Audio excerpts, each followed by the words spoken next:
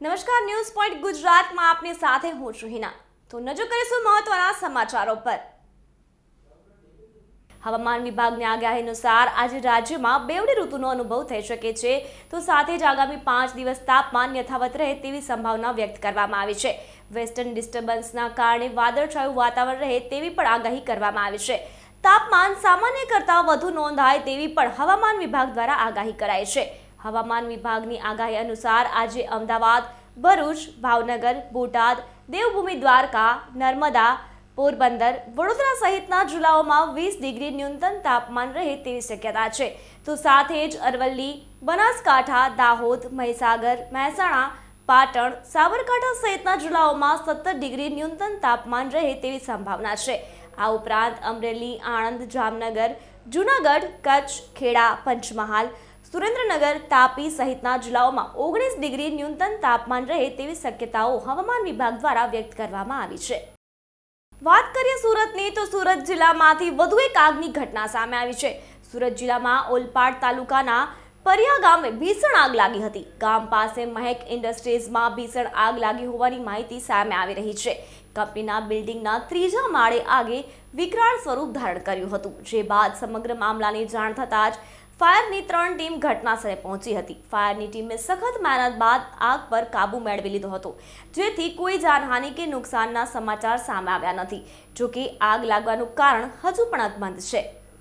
સમાચારોમાં વાત કરીએ ગોંડલની, તો ગોંડલમાં મકાન ધરાશાયી થઈ હોવાની માહિતી પ્રકાશમાં આવી છે। માહિતી અનુસાર સહજાનંદ નગરમાં રિનોવેશન દરમિયાન 2 માળનું મકાન તૂટ્યું હતું। ગોંડલમાં મકાન ધરાશાયી થતા 3 લોકો કાટમાળમાં દટાયા હોવાનું પણ સામે આવ્યું છે, જેને લઈને બચાવગીરી શરૂ કરવામાં આવી છે। ગુજરાત સરકારના શિક્ષણ મંત્રી ડોક્ટર કુબેર ડિંડોર અને શિક્ષણ રાજ્યમંત્રી પ્રફુલ્લ પાનસેરિયાની વર્ચ્યુઅલ ઉપસ્થિતિમાં બોર્ડની પરીક્ષાની પૂર્વ તૈયારીઓ અને આયોજન અંગે વિડીયો કોન્ફરન્સ યોજાઈ હતી, જેમાં સુરેન્દ્રનગર જિલ્લા સેવા સદન ખાતેથી જિલ્લા કલેક્ટર ડોક્ટર રાજેન્દ્ર કુમાર પટેલ, નાયબ પોલીસ મહાનિર્દેશક ડોક્ટર ગિરીશ પંડ્યા, જિલ્લા શિક્ષણ વિભાગના અધિકારીઓ અને પરીક્ષા સમિતિના સભ્યો વર્ચ્યુઅલી જોડાયા હતા।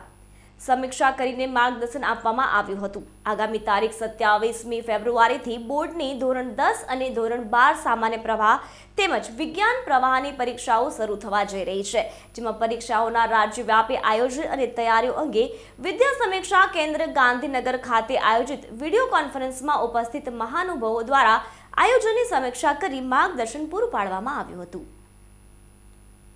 સોનામાં સતત બીજા દિવસે તેજી જોવા મળી રહી છે। ચાંદી પણ મોંઘી થઈ ગઈ છે।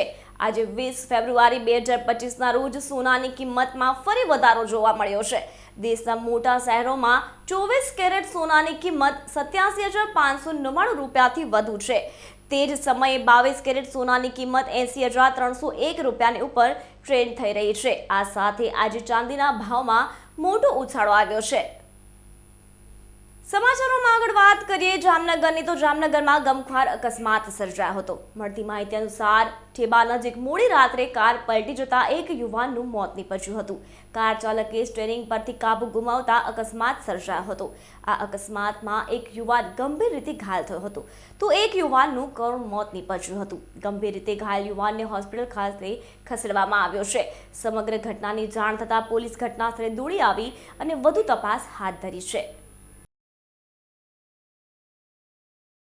જામનગરમાં લોરેન્સ બિશ્નોઈ ગેંગના નામે ધમકીનું તરકટ રચનાર ચીટર શખ્સ સામે વધુ એક ચીટિંગનો ગુનો નોંધાયો છે।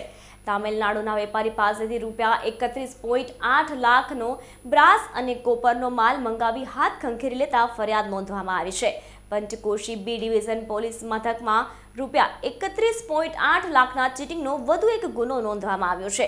સાગર નંદાણીયાએ ખોટું નામ ધારણ કરી છેતરપિંડી આચર્યાની ફરિયાદ નોંધાઈ છે। ત્યારે હવે આ સમગ્ર મામલે પંચ બી ડિવિઝન પોલીસે વધુ તપાસ હાથ ધરી છે। જામનગર જિલ્લાના પંચ બી પોલીસ સ્ટેશનની અંદર ગઈકાલ રોજ એક ફરિયાદ નોંધવામાં આવેલ, જેમાં ફરિયાદી શ્રી ભેરારામ માંગીલાલ ચૌધરી નાઓએ ફરિયાદ આપેલ છે। ફરિયાદની વિગત જોતાં આ કામના આરોપી સાગર કારુભાઈ નંદાણીયા દ્વારા ખોટું નામ કીર્તિભાઈ સ્વાતિ બ્રાસવાળા કરીને નામ આપી અને સૌપ્રથમ એકવાર માલ ખરીદી માલ પરત આપેલ, ત્યારબાદ બીજી વાર એમને 2800 કિલો જેટલું કોપર અને 700 કિલોગ્રામ બ્રાસ એમ 3500 કિલોગ્રામ માલ થઈ અને એવરેજ 31 લાખ જેટલાનો મુદ્દામ માલ લઈ અને પૈસા છેલ્લા ઓગસ્ટ 2024થી નહીં આપી અને એમની સાથે છેતરપિંડી કર્યાની હકીકત આવતા જે મુજબની ફરિયાદ દાખલ કરવામાં આવેલ છે અને હાલ પંચ બી પીઆઈ શ્રી એની તપાસ કરી રહેલ છે. આરોપીની શોધખોળ ચાલુ છે. આગળની તપાસ પંચ બી કરી રહેલ છે.